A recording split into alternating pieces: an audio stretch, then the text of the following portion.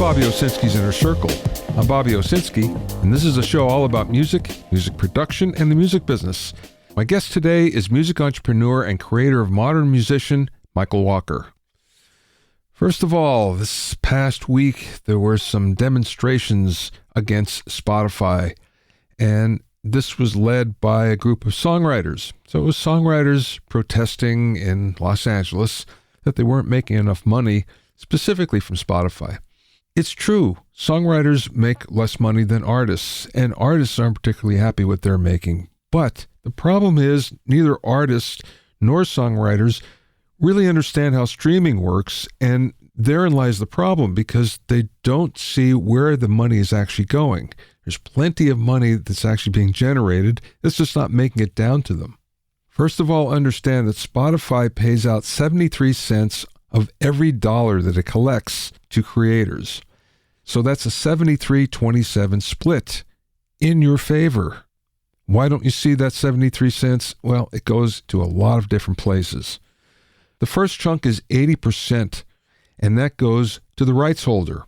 That means that the label will get 75% of that amount, and the rest goes to the artist. That means that out of that dollar, 80 cents will go to the rights holder, 60 cents to the label, and 20 cents to the artist. So already you can see who's making the most money there. It's the middleman. It's the label.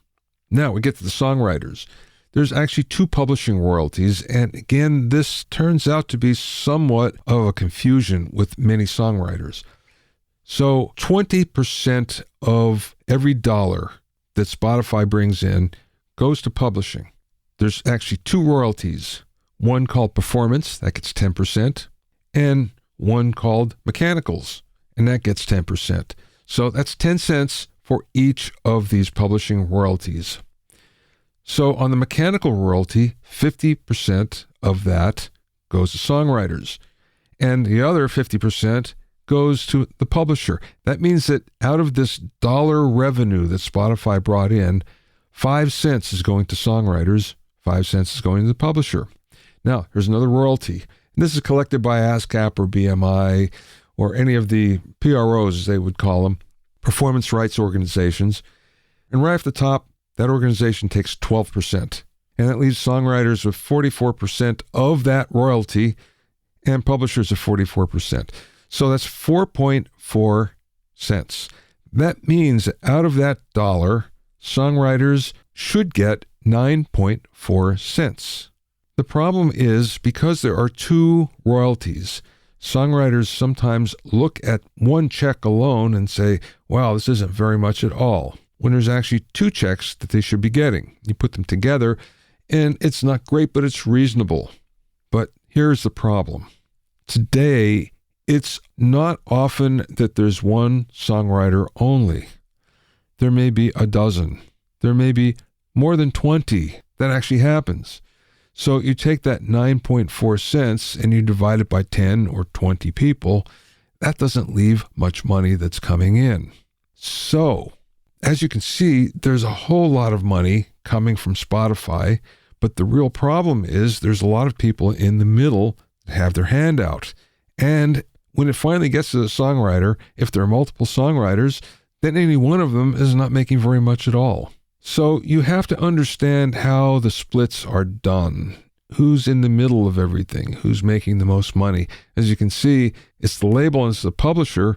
It's not necessarily Spotify. Spotify really doesn't turn a profit, so they're not making it from that. But that's why they're trying not so much to get out of music, but to de-emphasize it and go more into podcasting because they can make more money. So you just have to understand where the money is coming from and where it's going. Understand why there's not that much in your pocket.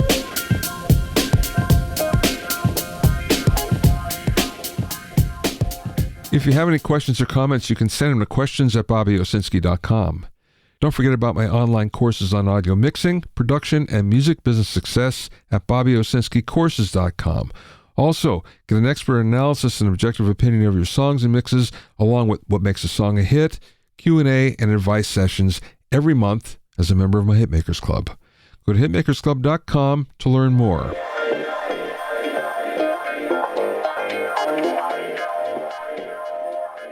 Now, do people really buy vinyl records for the sound? Can they really tell the difference between vinyl and CDs? A really comprehensive scientific study says they can't. And what happened in the study was there's a group of people that were played a CD, they're played the vinyl of the same song, and they're played a simulated vinyl. So in other words, they saw a turntable, but the record that was on the turntable was actually what's known as a DVS, a digital vinyl system. It's what DJs use. There's actually time code on the record that is controlling the CD player. So they're actually hearing the CD of it. It turns out that every single person thought that the simulated vinyl, the one that was controlling the CD, sounded the best. Every single one. Some like the vinyl better than the CD, others like the CD better than the vinyl, but all of them picked the simulated vinyl. Seeing the turntable actually made a difference for them. Yeah, they can physically see the turntable, and in their minds, it made a difference at the way things sounded. So are people really buying vinyl for the sound? It appears that the answer would be no.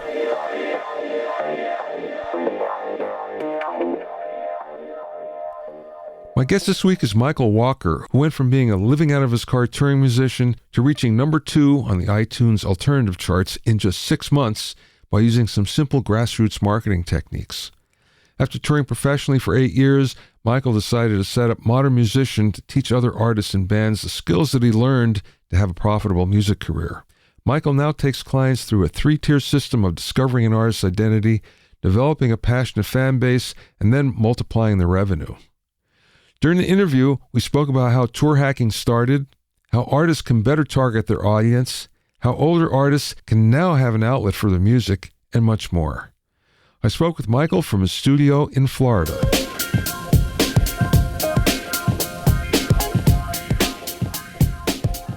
Well, let's just start back to the beginning. How you get into the business of music. I know you're a player and you're fairly successful in your bands and everything, but tell me about how that kind of ran up. Sure. Yeah, so I started playing music in high school, or at least seriously in high school, because I was a pretty socially awkward kid who kind of had the social anxiety, didn't really fit in. And yeah, I think probably like a lot of musicians, the experience of playing and performing was one of the first times that people actually kind of looked at me and were like, wow, like he's like special, and girls paid attention to me, which was not a very common thing back then. And so in high school, I started performing for some local kind of coffee house type of things for their school, and made a couple of friends in our high school in Vermillion, South Dakota, like a very small town, and started playing in a band together. And out of high school, decided that we wanted to pursue it professionally and give it a shot. And we gave ourselves a year to defer our scholarships to college and just go all in on the band and see what happened. And I remember like at the beginning, we realized really quickly, like I think a lot of musicians learn pretty quickly, is that it's not enough just to book the shows, but you actually have to know how to get people to come out to the shows. And I remember the first tour that we booked, we were all so excited to go strut our stuff. And there's like the bartender in the back of the room is the only person that came out. And at the time we were literally living in our van, sleeping in Walmart parking lots and eating peanut butter tortillas for breakfast, lunch, and dinner. And the thing that was probably the biggest breakthrough for us, and probably just in terms of my like personal life, the thing that was an experience that probably transformed me more than anything else, was this idea that our lead singer had called, and now I call it tour hacking. But this idea took us from that point where we were sleeping in our van, Walmart parking lots, to selling 24,000 CDs in about 6 months as a band from scratch. And the idea, in a nutshell, was there's 6 of us in the band, and so we split up into groups of 2, and we followed 3 different tours around the country, and basically for 6 months straight followed these different tours. And before the shows, there would be thousands of people waiting in line to go into the show, sometimes for the entire day or even multiple days, not really doing anything better than just like camping out with a blanket and just hanging out in line. And so we thought, what if we just walk up to those people and introduce ourselves and share some of our music? And we had these dingy old Sony, I'm pretty sure they're like $8 on Amazon headphones that we broke apart so two people could listen at once. And we started to walk up and approach and introduce ourselves and start sharing our songs. And we had a backpack full of CDs. And if they liked the song, then we would offer a CD. And I was like a super shy, awkward kid, so that did not come naturally to me at all. I remember walking up and shaking and like stuttering as I was talking to people. But what we found was just that approach worked really, really well, and that's how we sold 24,000 CDs in about 6 months between the six of us. And I think the reason it worked so well was because we were talking to the exact right people. The people who actually go out to shows and spent money to be there and actually care enough to like attend these shows for our favorite bands. And one thing that happened because of it was one of the bands that we were tour hacking on was called All Time Low. And they were like our favorite band of all time. I'm pretty sure the first song that we ever learned to cover as a band was Dear Maria, Count Me In by All Time Low. And they heard about what we were doing, and they gave us the opportunity to open for them on their next tour. And, they had millions of fans, and like we're playing for thousands of people per night. And so that was like a dream come true. Like I remember like hearing the moment that we discovered that we heard back from their manager through like email. I remember jumping up and down, like running around the house, like, ah! It was sort of like, gosh, what is the movie with the song That Thing You Do? And the moment that they hear their song on the radio for the first time, and they're all like jumping up and down in the store, it was a lot like that moment. And those guys are awesome. They're just like super nice, and kind of took us under their wing when we were on tour, and that led to a bunch of different opportunities to tour with some of our favorite bands that we grew up listening to. In some cases, they were even opening for us, which was super humbling. And about 5 years ago, fast forward about 10 years, we were doing that full time, and we were completely independent. So we never signed to a record label. We just, we did it ourselves and made a lot of mistakes, and we're just six kids from South Dakota figuring this stuff out as we went. But yeah, and really like for all of us, we were just all in on the band, and it's all we really cared about was the music. And yeah, I found myself caring about a lot more than just the band when I met my wife and started thinking about starting a family. And gosh, I thought I would be like past this point. I've had 3 kids for years now, but when I had met her, I was gone for most of the year, and I wasn't really living a lifestyle that was very conducive to being a good father or husband.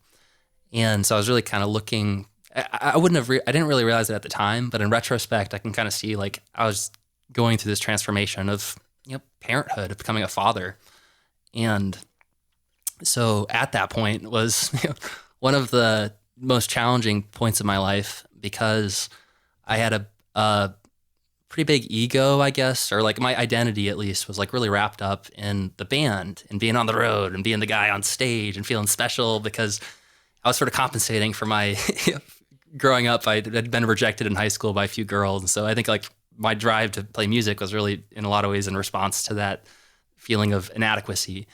And so kind of going through this transformation of not being a touring musician anymore and becoming and staying home, I went through probably about a year where I wasn't touring anymore, and I was trying to figure out how am I going to provide for my family, and found out I was to be a dad. And long story short, I just bought a house, and I was trying to start my business. I invested in a bunch of stuff. And it was about $36,000 in debt, and still about to be a dad. And it wasn't until probably about a year into kind of pursuing this, like starting a business, that things started to gain some traction. And it was 100% through the one-on-one coaching that I started to do with other artists.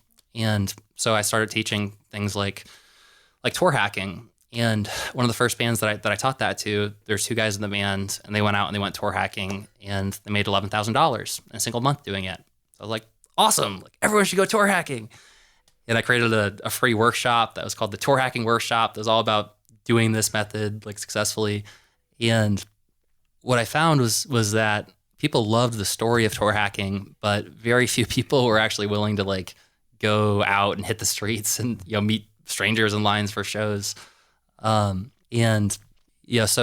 what that kind of turned into eventually was learning how we call it virtual tour hacking, and it's basically like a similar type of model, but instead of doing it in person in lines for shows, you do it online through messenger campaigns. And so you have these conversations instead of like in person in line, you're having these conversations through DM inbox, and it's a lot more scalable because you can create automations with ManyChat, and it's like we have this artist AI now that can have these conversations kind of the same way that Amazon Alexa can interpret the meaning of what you're saying when you're talking to her.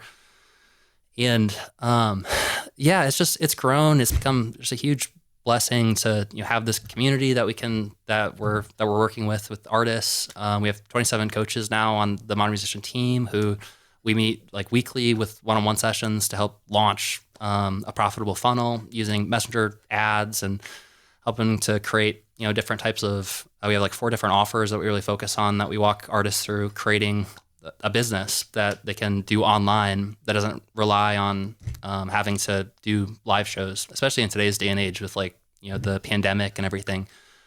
We actually had last year our first, we started giving out awards to our artists based on different milestones. And we just gave out our first 7-figure musician award to one of our artists. Wow. Who in the time of the pandemic was able to grow by nearly 10x in a single year. Wow. It was just really, really cool. And yeah, now I feel like you got me going. You got me going, and I'm just like rambling now. But probably the thing I geek out about more than anything is the software as a service that we're developing right now, and integrating that in with the coaching. And specifically, there's an NFT marketplace that we're developing for musicians. That there's a lot of hype and energy around like NFTs right now, but I think for musicians, there's a pretty prime industry that's ripe for disruption that actually could make a really big impact. And so we're partnering with the blockchain that helped create NBA Top Shots, which is like probably the number 1 NFT marketplace in the world right now. And one of their investors is Warner Music Group. And so we're right at this kind of pivotal moment where we're deciding, do we want to potentially take outside investors on board with this, or do we want to bootstrap it because we already have a profitable business? We don't necessarily need outside capital. And that's kind of where we're at right now. That's a long way from playing in clubs and stuff in South Dakota. Boy. That definitely is. Is that where you're at now? Do you live there? Oh, no. So South Dakota, my whole life, I grew up there until after high school when we left and kind of hit the road, and we were sort of nomads for 10 years. We lived in Minneapolis for a year. We lived in Nashville. We lived in LA. Now I'm based in Orlando, Florida. I've been here for about 5 years, and we're considering moving to Austin, Texas, so we could be closer to Neuralink by Elon Musk. There you go. Yeah, which is a little bit more of a tangent too. Yeah. If the rabbit hole wasn't deep enough, there's a whole what they're doing with Neuralink, I think, is really fascinating, and ultimately that's where I'd like to be a part of. The technology that's kind of creating transhumanism technology. I want to go back to your original tour hacking when you did it yourself. You broke up into 2s and then followed 3 different tours. How do you decide which tours that you're going to follow? Yeah, that's a great question. And honestly, that's the foundation of the question that every artist should be asking themselves, not just for tour hacking, but just for marketing in general. I think that's why you asked the question is who are the right artists that my fans, people who are most likely to like my music, where do they congregate? Where do they hang out? So for us, I mean, gosh, back in the day, it was probably MySpace and honestly, they were bands that we grew up listening to that we knew that we wanted to go on tour with. And so strategically we thought, okay, the best way to kind of network with the right people is to go out to those shows and meet every single person. And you can bet that when we actually were on tour with them, that we were still meeting every single person in line. But for anyone who's listening to this right now, I think there's a lot of really cool tools that you can use to basically identify who are your target market or audience. So if you go to music-map.com, then you can type in the name of any artist and it like pops up a really cool network of related bands. And I think just like making a list of all of those and identifying who are the ones that are most aligned with you or that you'd really love to go on tour with, and kind of starting there would be a good point. See, what I always tell people is very similar. Find out who has an audience similar to you. But most artists think they sound like someone different from their fans. The fans will say, oh, you sound like this. And the artists will think, oh, I don't sound anything like that. So therein lies a marketing problem and that you kind of have to get your arms around. Absolutely. That's a super good point. Yeah, because I think you got to start somewhere, right? So, but you could either ask if you have a current like fan base, even if it's like kind of a smaller one, asking for their input, like you're saying, makes a lot of sense because we're so close to ourselves that sometimes it's hard to have perspective. But I think that point exactly is why, like with those messenger conversations, there's always one of the questions that we recommend asking is like, who are some of your favorite artists that you're listening to, and who do you think I sound like? And adding to that list over time so you can kind of identify the patterns between, you're like, oh wow, I never would have thought that I sounded like them, but everyone else thinks that you sound like that artist for some reason. Yeah. How long has Modern Musician been going? It sort of depends if you count that first year where I was like floundering and falling on my face, and I don't even know if I was technically like called Modern Musician. I think it's been about 5 years now that was kind of the transition to starting to focus on like a coaching business. The first year wasn't really even in its like Modern Musician form, and probably year 2. So it's probably been about 4 years since we really started to have like an actual business that was based around the coaching. In the last 3 years is where we scaled, so it wasn't just me doing like all of the coaching, but we had like a team around it and all that jazz. Who are the people that actually buy your product? Yeah, that's a good question. I would say that the most common person who's like the perfect fit for our program is someone who generally, I mean, we have exceptions to this because some people come in and they already are doing $11,000 per, like the person who hit the 7-figure musician award was already doing $11,000 per month when we started working together. So it was still like, almost a 10x growth, but they came in and they were like, they were already doing some really awesome stuff. I would say generally, the people that come into the program are people that have honed their craft enough where like they've invested enough time and energy and have at least one solid song that they've recorded, either usually they're at a point where it's not even necessarily in a home studio, but it's like with a producer or something, and they have an EP, and maybe they've released something in the past, but they didn't really like have a solid strategy. They might have paid for like fake followers or fake likes or something. So they've like kind of gone down this path, but they haven't really figured out how do I actually find and connect with the right people who are going to resonate with the songs? And also like, how do I structure this like a real business, right? It's sort of like they've invested a lot of money into it. It's like a black hole they keep putting more and more money into because it's their passion, but they're not really seeing much or if any like income coming back. So I would say in the most general terms, like who we tend to attract are people who have already honed their craft, have already invested into the music enough that that's not the problem anymore. But the biggest issue is that they just don't really know how to promote themselves or how to actually monetize their music.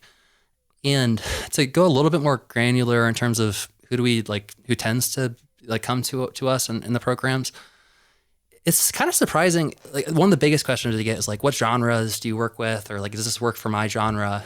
And what we found is just, we have a pretty big diversity of different types of genres, everywhere from inspirational death metal to old timey jazz and outlaw country and singer songwriter folk artists. And I think what we found is that the genre is not necessarily the most important thing as much as just like the quality of the music itself. And I mean, more than anything, like the mindset and just the attitude of, I don't know, like not looking like there's a shift in mindset when you're looking at not just validation from a standpoint of you're looking kind of for, I don't know, more streams or vanity metrics or something, but you're actually kind of looking for, how do I do this right? How can I build this, like build real relationships and real connections with actual fans as opposed to, kind of just the numbers for numbers' sake. So hopefully that kind of answers your question. I was surprised looking at the Modern Musician site, and you had pictures of some users, and there were some that were quite a bit older than I would have expected.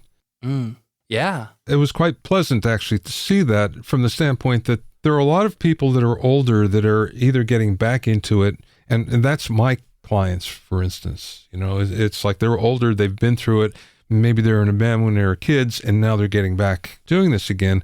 But it's always the same thing. It's like, okay, now I got this music, and what do I do with it? Absolutely. Yeah, I would say I love the diversity of the clients, and I love, like, we have, I think our most mature artist is like 83 years old, and we also have Marla Lewis, who's 73, and she's like one of our most successful artists. She's just a wonderful, wonderful lady. And I remember she got to a point where she was getting literally thousands of messages every week from new fans who are connecting with her online. Wow. And if it wasn't for the automation, I'm just imagining her like over her computer trying to keep up with like thousands of people. It just wouldn't be possible. But yeah, she's awesome. Wow, that's very cool. Now, see, that actually gives hope to, again, if you're older and you go, well, the only thing I can really do with this is maybe find a music supervisor and get some syncs.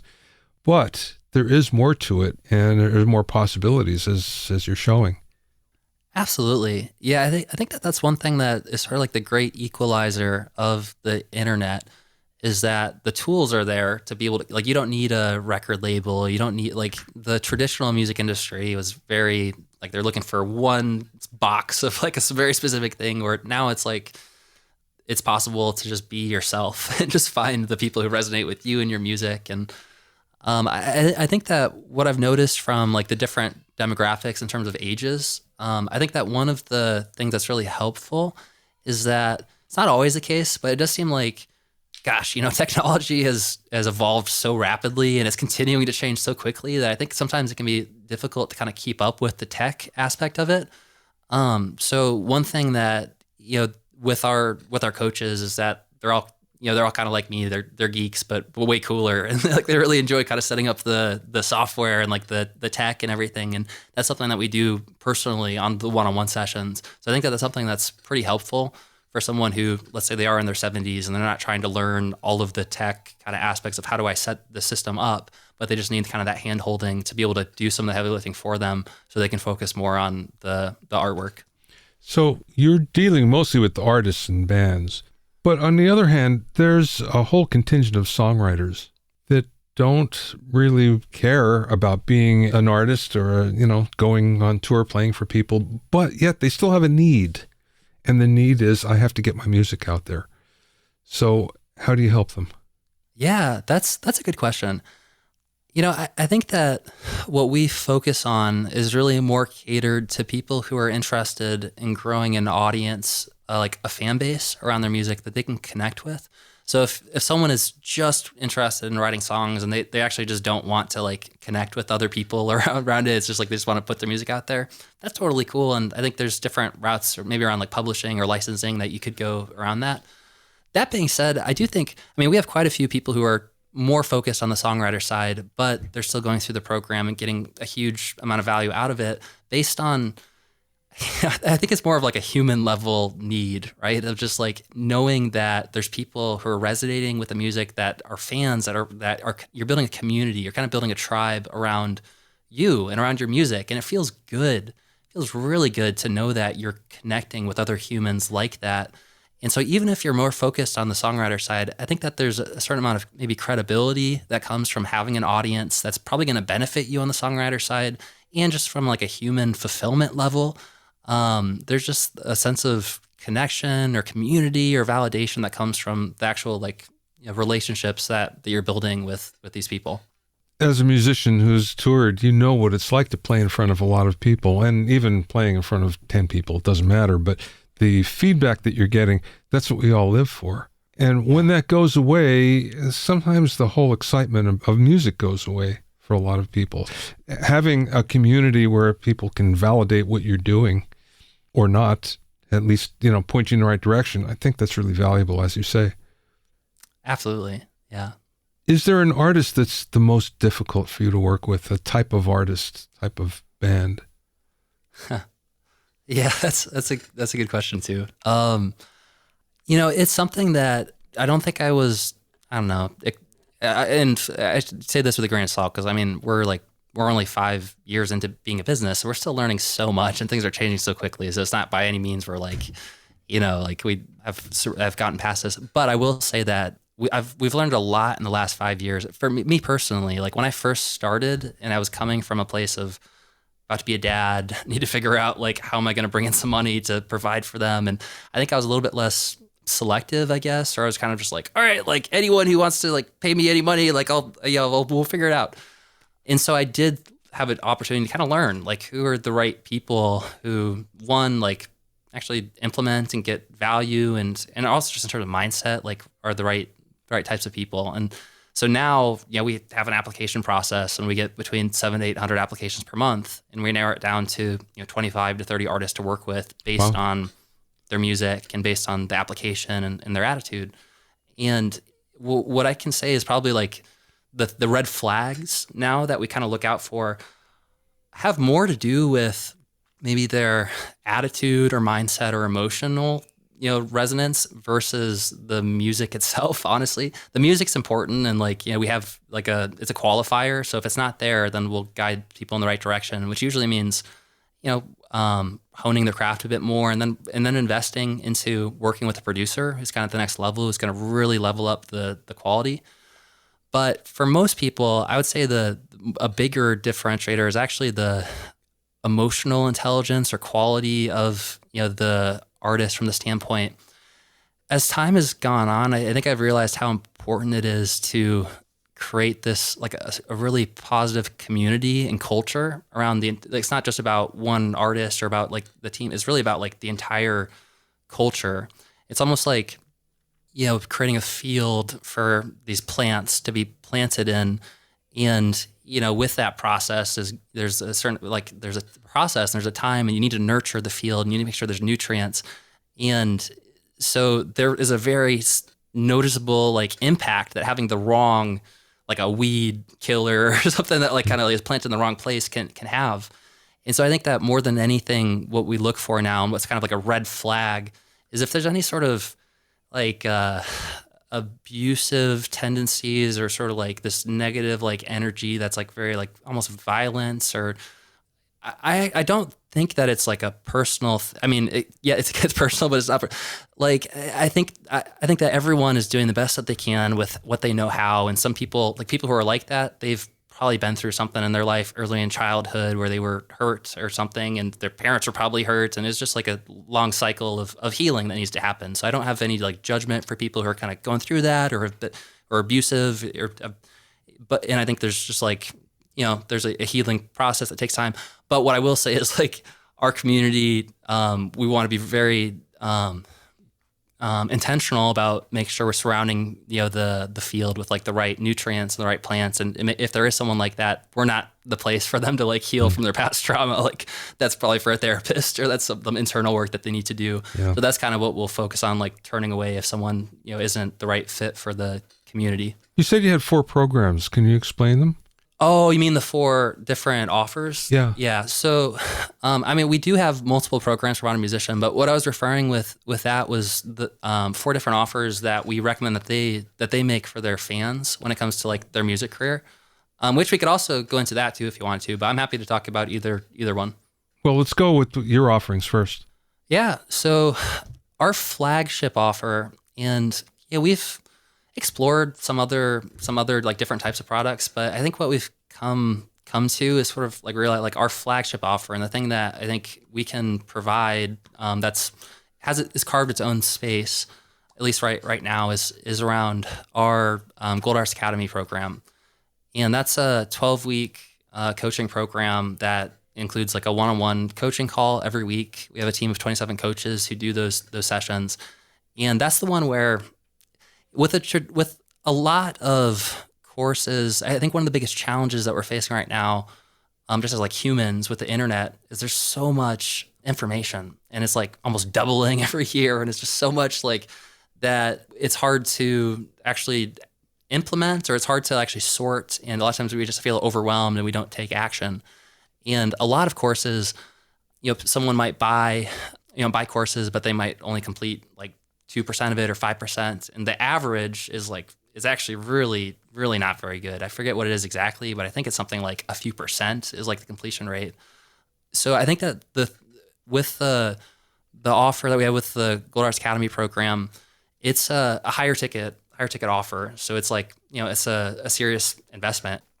So that offer is on the higher end of the market. And because of that, we're able to really focus on having the one-on-one sessions. And I think that those are something that creates accountability, where the coaches, if someone, worst case scenario, they broke both of their arms and broke both of their legs and got COVID and couldn't, do the homework or go through the training portal, and all they could do was, get on the coaching calls once a week, then our coaches are trained to kind of be able to take the ball and run with it. And we'd still have launched the entire system successfully after about a month. That's, I think in terms of like how much us being able to deliver value, that's kind of our main program, sort of a jump start, is to launch the entire system. And we also have, our software that's kind of baked into it now that we're developing. And we have the funnel report that we're basically setting up the entire system so they can track their metrics. And they have a very clear report of how their business is doing and how to improve and how to split test. And after those 3 months, we have sort of like a fork in the road based on where they're at in their music career. And so there's 3 different mastermind options for, basically we structured it like, like most of my ideas, I stand on the shoulders of giants, right? And I just learned, like I have mentors who basically are smarter than I am who did some stuff and figured it out. But one of the things that I've modeled was something that Russell Brunson has done, which, he has his 2 Comma Club award, and it's really cool. And so, when we won our 2 Comma Club award, you get to like go on stage, and they give you the reward, and it's baked into their software as a service. It's really smart. Like they bring all of their like people on stage. So what we've set up is like kind of the mastermind. So like the 1 year long programs are based on whether someone is kind of pre-winning a 6-figure musician award, or if they've already won the 6-figure musician award, then it's a different mastermind.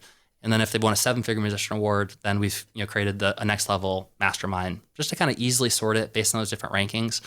Of course, especially with music, like the end goal doesn't necessarily have to be monetarily related. Clearly, like most of us probably didn't become a musician because we thought it's gonna be the easiest way to make as much money as possible. Yeah, right. I know. I'm gonna be a musician, right? Like it was probably because we had a calling or a passion, or we had this gift and we wanted to express it. That being said, there's different challenges that people come up to when they're at different like places in their career, and for a lot of people, it's a nice milestone to kind of to be able to measure their impact. So those are the main programs that we're offering. And then we also have our software as a service that's like a monthly subscription software. And we have a 7-day challenge that basically teaches people how to use the software and how to launch one of these messenger campaigns for themselves. One last question. What's the best piece of advice, could be business, could be music, that you ever either learned yourself or you received from somebody else? That's such a good question. I think that one of the best pieces of advice that I could share, and this is like most, good advice, I think that, there's a lot of people who've referenced it in different ways and said it in a multitude of different ways. But I think that one of the biggest game changers for me personally has been taking an approach of, maybe you could call it like experimentation, or an openness or a willingness to learn, a willingness to fail, or like stupid. I think that whenever you're developing like a new skill for the first time, that it's like same way you picked up a guitar for the first time, you didn't just instantly sound awesome. There's kind of this stage of awkwardness or like, kind of failing forward that you need to go through. And I think that where most people get stuck is getting stuck too early on with, not even just like taking action at the beginning because they're afraid of looking stupid or not being perfect. And so the piece of advice is just to like, jump into the deep end of the pool, learn how to swim as quickly as possible, but do it in a safe way. Obviously, you don't want to drown. But when you're stepping up to the free throw line, don't take 3 days to shoot the free throw. Or like take like a second, aim, shoot it, see where the free throw landed, And based on where it landed, that's going to give you more feedback to be able to adjust your approach and shoot again, as opposed to taking it way too long initially, just kind of aiming. You can find out more about Michael and Modern Musician at modern-musician.com. That's modern-musician.com. Thanks for listening and being in my inner circle. Remember, if you have any questions or comments, you can send them to questions@bobbyowsinski.com.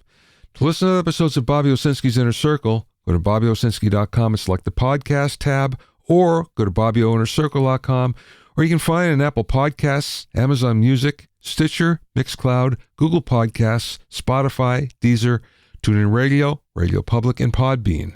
At bobbyowsinski.com and bobbyoinnercircle.com, you'll also find a sign-up form for my newsletter and for alerts for new podcasts. This is Bobby Owsinski. I will see you next time.